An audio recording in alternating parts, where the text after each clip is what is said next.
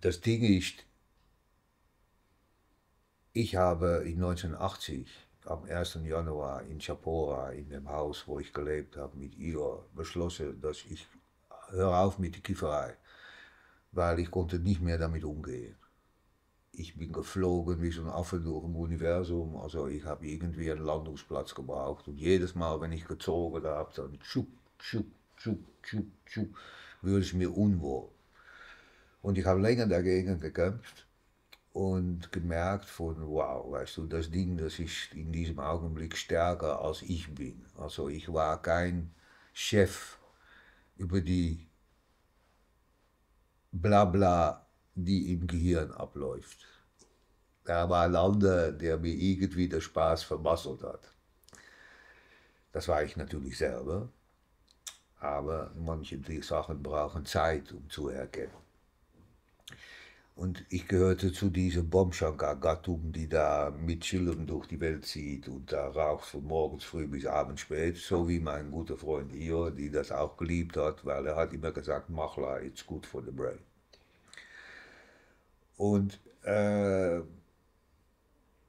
du lebst in dieser Kultur, wo es allgemein üblich ist, da konntest du zum Shiva-Tempel laufen und nebenan war der Government Shop und da konntest du dein Ganja holen und dein Hasch oder ein Stückchen Opium oder so, wenn du lange Zugfahrten machen musstest und irgendwie besser war, da ausgesonkt im Hier und Jetzt 48 Stunden auf dem Ding zu sein. Also irgendwie alles tutti frutti. Ne? Aber auf einmal war das Rauchen, was mein Begleiter war, war mein Spaßverderber. Ich habe mich nicht mehr wohl gefühlt. Es hat in den Kopf da irgendwelche Zustände gekommen, die für mich vollkommen neu waren. Und ich habe dann aufgehört. Also 84, als diese Geschichte anfing, lebte ich mit einer Gruppe von Leuten, wo alle gepafft haben. Alle waren irgendwie im Rauchen und ich habe mich da ausgezogen und am Anfang wurde das irgendwie kritisch angeguckt, weil dann ist es, als ob du nicht dazugehörst oder so, weißt du. Das ist wie alles Saufen in der Kneipe, sind sie alle am Rauchen da am Alltag oder an der Party in Goa. Und auf einmal bist du dann ein bisschen außerhalb quasi von diesem Teilnehmen auf der Art.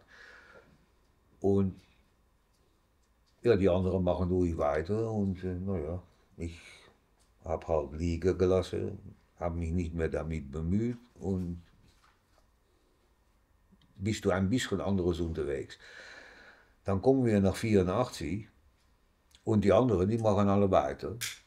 Und irgendwann mitten in diesem ersten Monat von Boxaga Sound System Erklärung, da essen die zwei gute Freunde irgendwelche astronomische Pillen. Und dann passiert da auf einmal ein Film in unserem Haus, wo der eine meinte, er ist der Antichrist und der andere meinte, er ist Romanov. Also irgendwie da. Also auf einmal sitze ich mit Antichrist und Romanov auf der Terrasse. Aber das war auch nichts Neues für mich, weil schon die Jahre davor, da kam regelmäßig irgendwie einer, der zu tief in diese Pillenstruktur sich vertieft hat, da raus als Jesus oder Mohammed oder Moses oder Pharao oder waren Priesters im alten Ägypten oder irgendetwas, was die Leute sich so zusammenfügen im Kopf. Ne? Also nach ein paar Jahren mit unterschiedlichen Krishnas und Jesus und Mohammed und Moses da auf der Terrasse zu sitzen, da gibst du eine Tasse Tee und okay, Moses, erzähl mir deine Geschichte und danach gehen sie wieder, weil du hast den Raum gegeben und die suchen ihr Weg da im Dorf. Und jetzt sind es aber deine beide Freunde, die da irgendwie so unterwegs sind. Und da habe ich mir gedacht, what jetzt? Auf jeden Fall, es wurde immer schlimmer. Und das machte, dass irgendwann diese beiden zurück mussten, wie wir auch, nach Europa, weil Visum fertig. Jetzt waren die nicht in der Verfassung, um zurückzugehen nach Helsinki. Also gab es da irgendwie so ein Auffangslager, wo es Menschen gab, die ein bisschen, lassen wir sagen, psychotherapeutisch unterlegt waren, die die Leute, die mal kurz den Faden verloren haben, wieder mit die Füße auf die Erde kriegen. Ne? Jetzt haben aber die Eltern auf dem Flughafen in Helsinki gewartet, weil es war ja bekannt, mit welchen Flieger die zurückkommen, also die stehen da. Und Io und Claire steigen aus und das Einzige, was sie machen kann, ist irgendwie denen einen Brief übermitteln von die Frau, die die Typen betreut hat, sodass sie noch ein bisschen länger in Goa sind und wenn sie auf dem Teppich sind, schickt sie auf dem Flieger nach Hause. Aber das kann ja noch ein paar Wochen dauern. Der Mama von einem von den Typen geht mit diesem Brief zur Polizei. Ja? Und dann ist es deutlich First Big LSD Case in Helsinki, wenn der hier zurückkommt. Als er gerade die Klappe aufgemacht hat über Aase bei Boris Scherer. Er hat mir das in 5, 6 Wochen Zeit da in meinem Gehirn reingepflanzt, 7 Wochen. Ja, er sagt, alles okay. Ich muss zurück nach Finnland, weil ich muss meine Mutter beerdigen. Und es ist besser, wenn du draußen bist. Also, wir müssen erst eine gewisse Sache lösen, bevor wir da weiter einsteigen. Naja, alles ist gut gekommen mit den Freunden, kein Problem. Aber es hat sie auch versetzt. Es hat es gemacht, dass sie irgendwie der Zugang zu dieser Geschichte, wo sie ab dem ersten Augenblick, genau wie ich drin war, aber irgendwie durch die Umstände ihre Faszination verloren haben oder dass sie irgendetwas kaputt gemacht haben in der Beziehungsding, vielmal, die wir so hatten als alte Freunde, die irgendwie zusammenreisen. Die haben sich zurückgehalten. Und die Existenz hat gemacht, dass sie vielleicht ab und zu mal vorbeigekommen sind, weil es sind viele Sachen passiert in den vergangenen 40 Jahren, aber nicht mehr auf der gleichen Art, weißt du. Es ist anderes geworden, diese Beziehung. Und es hat gemacht, dass ich noch der Einzige war, der im Herbst 84 interessiert war in seiner Geschichte. Also ich habe meine Sommer da irgendwie in Asien verbracht und war dann irgendwie, weiß ich wo, Philippinen und Nepal, Indonesien. Auf jeden Fall im Herbst komme ich zurück nach Goa. Und der erste, den ich da treffe, ist der Jörg mit seinem Lungi und der hat angefangen Bart zu wachsen. Davor hatte er nur Mustache. Er war immer nur mit Mustache unterwegs, aber jetzt auf einmal hat er sich nicht mehr rasiert. Also da kam der erste Bartwachs und so. Und, er ändert sein Aussehen jetzt. Und dann fing er an zu erzählen über ja, all die Sachen, die wir noch nicht besprochen haben über Boxsager. Aber das ging dann die nächsten 25 Jahre oder fast 27 Jahre so weiter. Ja, und da habe ich einfach in den ersten 2 Jahren hat er mir so ein Basiskonzept von dieser Geschichte erzählt, den ich auch versucht habe zu vermitteln, irgendwie in 86. Aber es war natürlich hundertprozentig inkomplett, weil um eine Geschichte gut zu erzählen, da musst du die ganze Geschichte gehört haben und nicht nur die ersten 2 Jahre von einer 20-jährigen Geschichte. Also rückblickend ist es ein bisschen. Aber trotzdem, diese Geschichte, die ich damals erzählt habe, ist irgendwie ein bisschen so Basisformul geworden für die Boxsaga, worauf man so seine unterschiedlichen Epochen da basiert auf diesem, was wir sagen, Timeline, die wir gemacht haben, irgendwie einfühlen kannst. Ja, und das Boxsaga ist in dem Sinne, denke ich, eine super simplistische Geschichte, wie du auf die meist minuskule Art eine Geschichte oral vermitteln kannst von Generation auf Generation, ohne dass er abändert, weil er basiert ist auf die Bedeutung der individuellen Klänge, die in unserer Sprache häusen. Und es ist eine super simplistische Art, wie du eine Millionen Jahre alte Geschichte behalten kannst, auf sehr simple Struktur, wo sie innerhalb seiner Familie drin unterrichtet wurde, aber das jetzt ab 84, weil diese Familie im Begriff war auszusterben, der Allgemeinheit überlassen haben für diejenigen, die da was mit anfangen wollen. Und jetzt ist der Boxhagen nicht nur ein theoretisches Gebäude, er erzählt auch über spezifische Sachen, die es gibt in der Erde, die da verbuddelt haben oder die da kreiert haben in die endlose Vergangenheitsgeschichte der Menschen, die es da noch immer gibt, aber die mit der Wechselung des Informationssystems in dem frühen Mittelalter irgendwie verschwunden sind als Unterteil von unserer Existenz. Und wir wollen die gerne an die Oberfläche bringen, mit dem wir zeigen können, dass wir Menschen eine Geschichte haben und kein schwarzes Loch. Oh.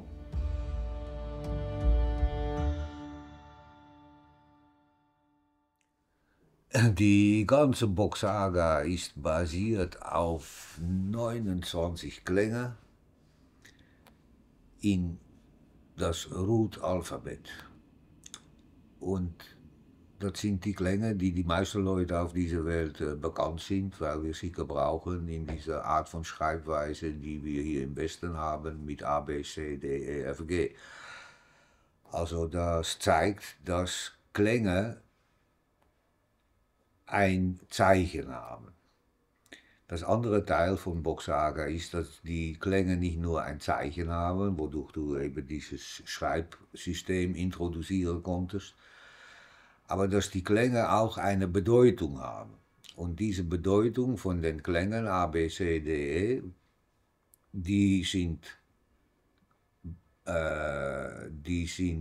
gehalten worden von der Bock-Familie. Also nur in die Bock-Familie, die Leute mit dem Titel, würde das Wissen vermittelt über die Bedeutung der Klänge. Na, das war für mich ein vollkommen neues Konzept. Ich hatte das noch nie gehört. Ne? Also das von den Buchstaben, das kennen wir, weil wir sind ja alle in der Schule gewesen. Ne? Aber dass Klänge eine Bedeutung hatten, das war für mich komplett neu. Ne? Also der sagt mir dann irgendwann, der Jörg, dass diese 29 Klänge, die es gibt, die relatieren zu unserer Anatomie. Und basiert auf unserer Anatomie haben wir die ganze Natur benannt, basiert auf diese Klänge. Um das in einen größeren Aspekt zu machen, haben sie noch eine Sprache entwickelt. Also wir haben eine natürliche, kann man sagen, Sprache basiert auf die Klänge, die wir als menschlichen Körper ausstoßen können. Wir haben das Instrumentarium, dass wir diese Klänge äußern können. Und das macht uns unterschiedlich von den Tieren, weil unsere Klänge, obwohl auch wieder nicht so unterschiedlich, weil die Tiere machen auch Klänge. Die haben auch eine Sprache, können wir sagen. Ja? Und die verstehen da auch intuitiv, was gemeint ist. Aber wir brauchen die Information über die Bedeutung der Klänge, mit dem wir einen Worteschatz aufbauen, wobei wir auf die Natur reflektieren können, weil durch die Namen, die wir an die Natur geben, werden wir andauernd konfrontiert mit eben diesem Ding, dass diese Klänge diese Bedeutung haben. Aber das war nur in dieser Bockfamilie. Ja? Und das hat die ganze Periode vom Heidentum und der Existenz der Bockfamilie hat das eine Gültigkeit gehabt, also speziell in Rudenmar und bevor der Eiszeit über die ganze Welt. Aber nur diese Leute wussten davon. Und jetzt haben sie gewartet bis am Ende ihrer Geschichte. Ihre Geschichte, die Bock-Families Geschichte, die ist 1984 zu Ende gegangen, als der letzte Frau in dieser Familie gestorben ist. Und ab dem Augenblick war es für der letzte Bock frei, um der Bedeutung von den Klängen herauszugeben und damit aus die Wörter, die aus diesen Bedeutungen vom Alphabet entstehen, entsteht eine Geschichte. Und das ist die Geschichte von den Menschen. Diese 29 Klänge, die kann ich ja mal holen. Ja, das ist A, B, C, D, E, F, G, H, I, J, K, L, M, N, U, P, Q, R, S, T, U, W, X, U, Z, O, Ö, Ö. Jetzt gibt es in diesem Alphabet 10 Klänge. Und die anderen 19 sind, wie heißt das nochmal, Konsonanten. Also ein Konsonant verbunden mit einem Klang, um irgendwie ein Vokal, um dieses Ding zu äußern. Ja, also A ist ein Vowel und B ist ein Kombinationsklang bestehend aus B und E. B. Ja, und jetzt macht das Root-Alphabet, kann man auf unterschiedliche Arten interpretieren. Es gibt ein System, wobei 23 von diesen Klängen in einem Ring gehen. Und dann ist I an 12 Uhr und dann kommt A, B, C, D, E, F, G.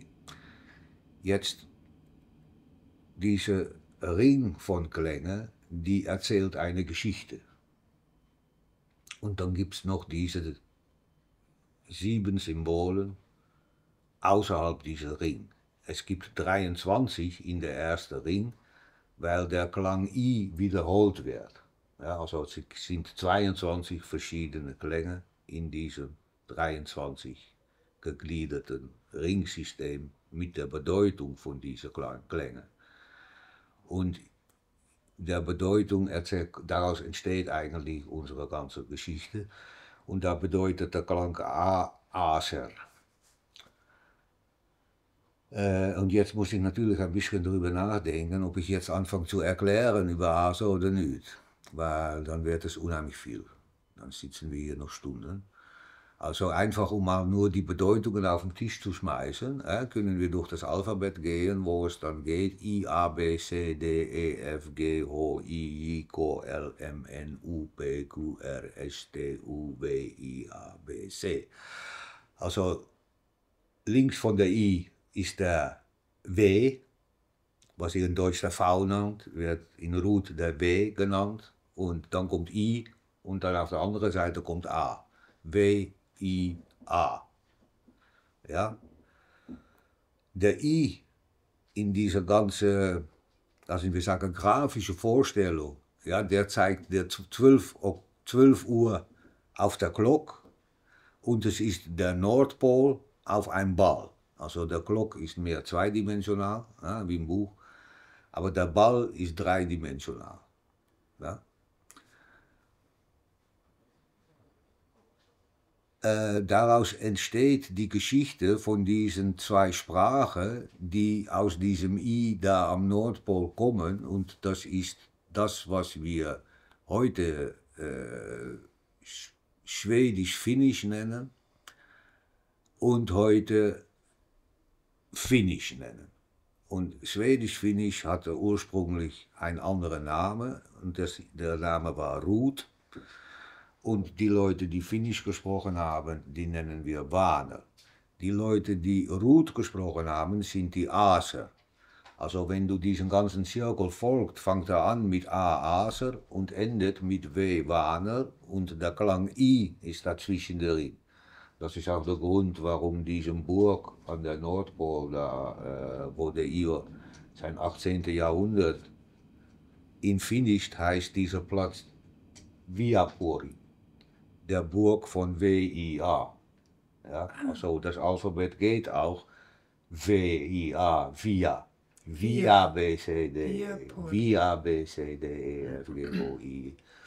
Ja, und jetzt hast du da gleich ein geografisches Bild, du hast eine Lokation und du hast 2 Sorten von Menschen, Aser und Vaner, die gleichen Menschen sind, aber nur mit unterschiedlichen Sprachen. Also die ersten Menschen sind geboren mit Root-Sprache, weil wir die Anlage haben, um all diese Klänge vorzustoßen, wie ma, ma, ma, ma, mi, mi, mi, mi, mo, mo, mo, mo. Ja, du kannst le, le, le, le, ra, ra, ra, ra. Wir können diesen Lauten machen, also auch die ersten Kinder machen das. Und der Frey, als er 7 Jahre wurde, hatte quasi so ein Flash, wo er eben die Bedeutung, die in die Klänge sitzt, irgendwie realisiert hat. Ja, weil die Aser, die haben ein System, wo sie in einem Burg, in einem BURG, da das Borri gebrauchen als Prinzip fürs Kreieren von Kindern. Also wir kamen alle aus der Borri oder Puri in Finnisch. Und Puri besteht ja auch wieder aus Klänge und Bedeutungen, wo Pu der Baum betekent und Ri ist, wenn du das wiederholst. Also der Puri ist der Platz, wo du immer neue Bäume kriegst, beziehungsweise neue Generationen. Ja, also es fängt an mit I. I ist ja dieses Fruchtbarkeitssymbol, männlich und weiblich. Und dann kommt, weil bei den Männern ist der I nach außen und bei der Frau ist der I nach innen. Also das gleiche Prinzip. Ne? Also I bedeutet in der Rootsprache auch in. Also wie wir auf Englisch in sagen, also es geht in asanas bori. I asanas bori. Shera die ekens vreus grond hel. I jalenas kalenas laak, mone, noordscherna, uden, polen, kwadraten, ra, sul, tur, ursprungswaner, I. Also es erzählt eine Geschichte im Alphabet, wo sie quasi ihre, ja, eigentlich schon fast alles gesagt haben, weil aus diesen Klängen plus diese X, U, Z, O, R, Ö, Ö, die haben ja natürlich auch alle ihre Bedeutung. Aus dieser Kombination kannst du alle möglichen Wörter machen. Du kannst die Wörter machen, die in der Sprache benutzt werden, weil es Sinn macht, sie zu äußern. Ja, sonst kannst du anfangen zu schreien und ja, dann weiß jemand hier, da geht etwas los. Aber was ist genau los? Das wird durch ein Schreien nicht ausgedrückt. Ja. Oder durch alle anderen möglichen Lauten, die einer ausstoßen kann. Wir können natürlich viel mehr Laute machen als die wir nur benutzen für unsere Sprache. Das ist warum die Sprache, als es mehrere Worte, alle ein bisschen anders sein, weil sie alle ein bisschen andere Interpretation an der Aussprache von Klängen gegeben haben. Aber basically rund um der Welt brauchen wir alle A, B, C, D, auch wenn wir sie vielleicht nicht so nennen in die jeweiligen Sprachen.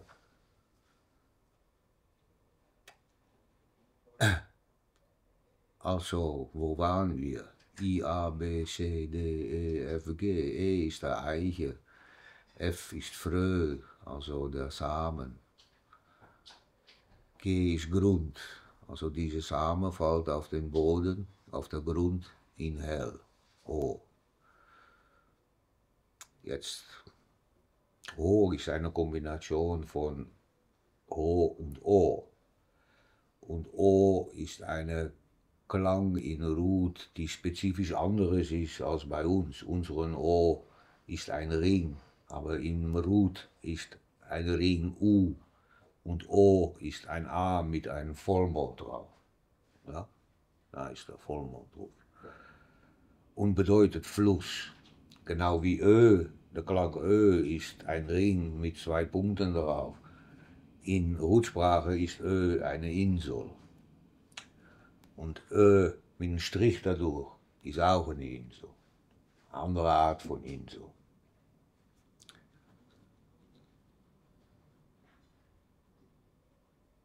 Der Ö-Klang, der kannst du relatieren an Ö-Ga. Und das ist das Auge. Das ist Ö-Ga. Also Auge sagt eigentlich go to the island. Ga ist gehen. Ja, Ga. Es geht zum Insel. Ja, was geht zum Insel? A. Weil Ö-Ga. Ö-Ga. Ja, also das hat zu tun mit Sehen. Ö-Ga hat zu tun mit Sehen. Aber Ö, der gleiche Klang, als Ö eigentlich, aber mit dem Strich dadurch, wodurch er tiefer geht. Er geht nach Ö, der andere nach Ö, mehr nach, geht der mehr runter. Und der Klanke Ö, die hast du ja auch in Deutsch, weil ihr redet ja auch über Hören. Hören ist Ö. Und Hören ist Ö, na, aber Hören gibt's ja nicht. Hören gibt's. Ja.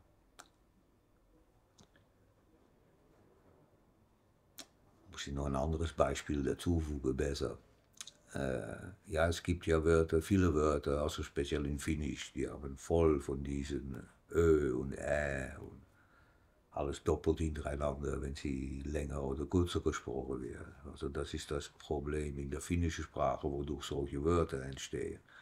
Aber man kann sie im Root-System von Denken immer reduzieren auf die Basisklang. Also wenn du zweimal A siehst, weißt du, er wird lang gesprochen in Finnisch.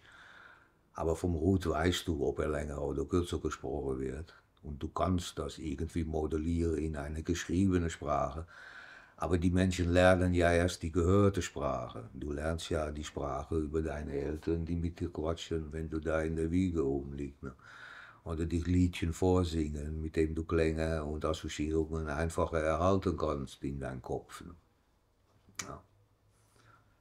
Also eigentlich ist es nicht so schwierig, aber es gibt für jeder Klang natürlich eine riesen Story, weil daraus im Prinzip das Wörterbuch entsteht. Ja, und alle Begriffe, die wir haben zur optimalen Kommunikation. Jetzt ist da der finnische Sprache viel detaillierter. Also die haben viel mehr Möglichkeiten, um in einem Wort Situationen zu fassen.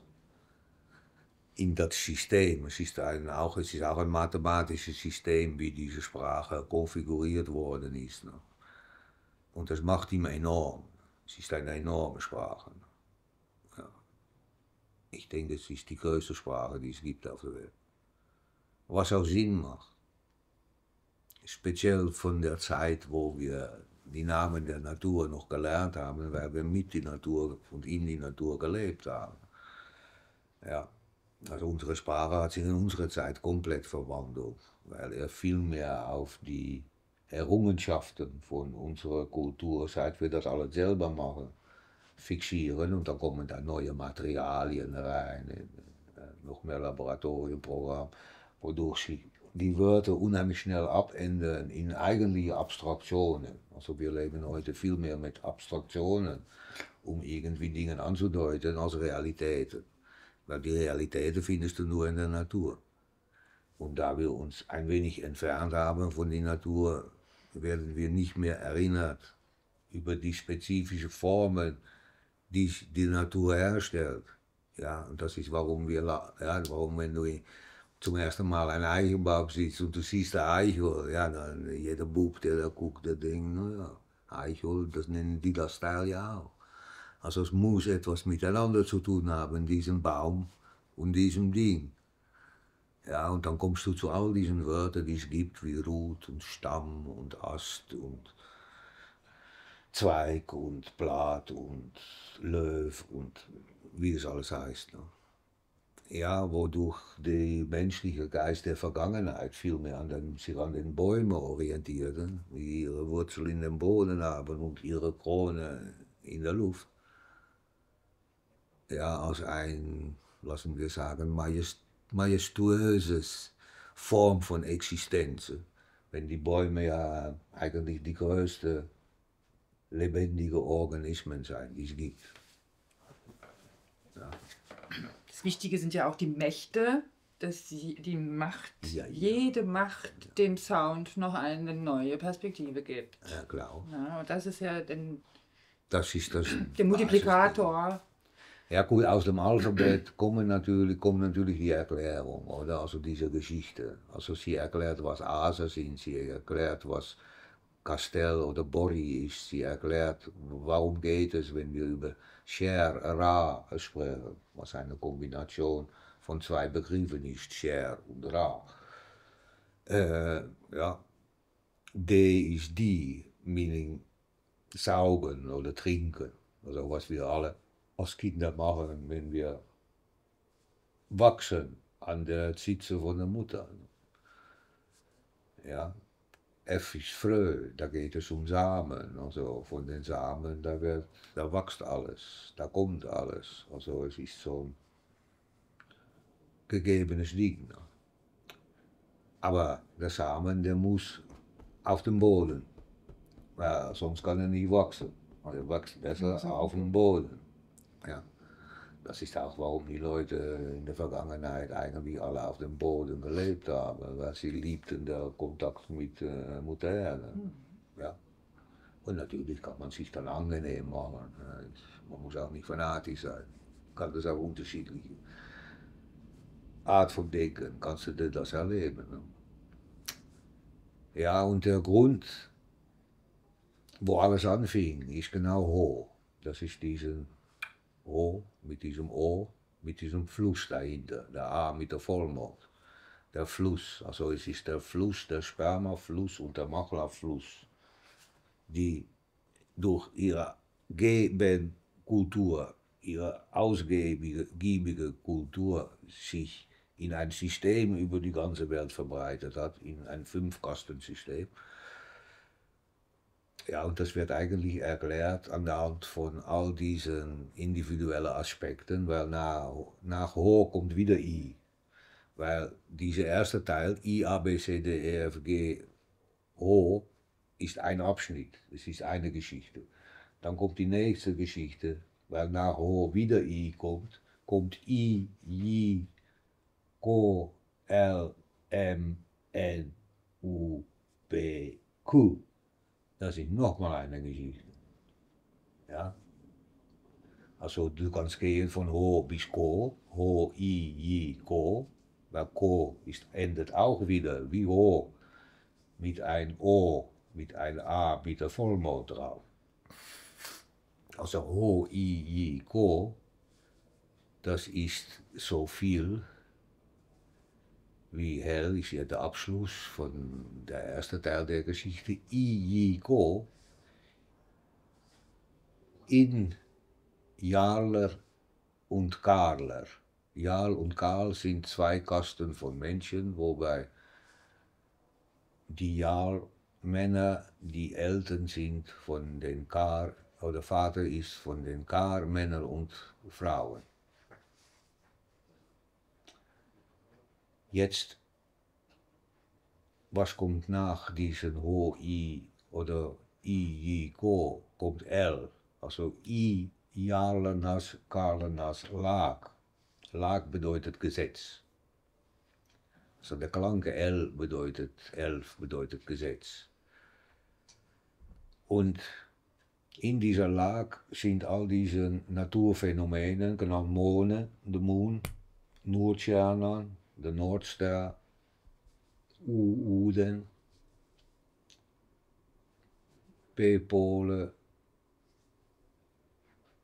und U und P machen zusammen dreidimensional der Kreis und der Pol in der Kreis, woraus der Mathematik entsteht, die relatiert ist an der Klang Q, Quadrat, bedeutet Q. So, daraus kann man lesen, dass es all diese Naturgesetzaspekte, die das Leben auf der Erde relatieren, schon in diesem Alphabetkreis irgendwie zusammengefasst werden. Dann geht es weiter mit R, Ra, S, Sul, T, Tur, Ra, Sul, Tur. Also wenn wir super simplifizieren erstmal, ne? In der Supersimplifikation, da ist Ra ist ein Unterteil vom menschlichen Wesen, was relatiert an Mond. Und ein anderer Aspekt vom menschlichen Leben ist Sul. Wir sind alle aufgebaut auf Sul, also eine Zelle, die sich teilt und vermehrt.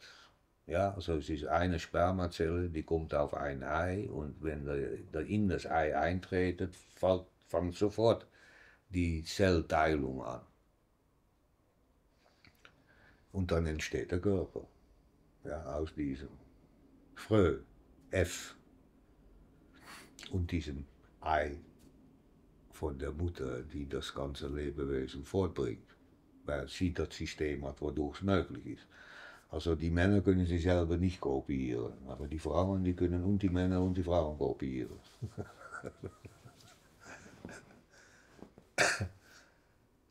Ja, witzig. Also Ra, Sul, Tur. Jetzt ist Tur ein Begriff, die wir am Anfang in der Sage übersetzt haben mit Herzfreund. Und da es noch viel mehr Aspekte gibt zu diesem Tur. Die besteht aus den Klängen T, U, L und R.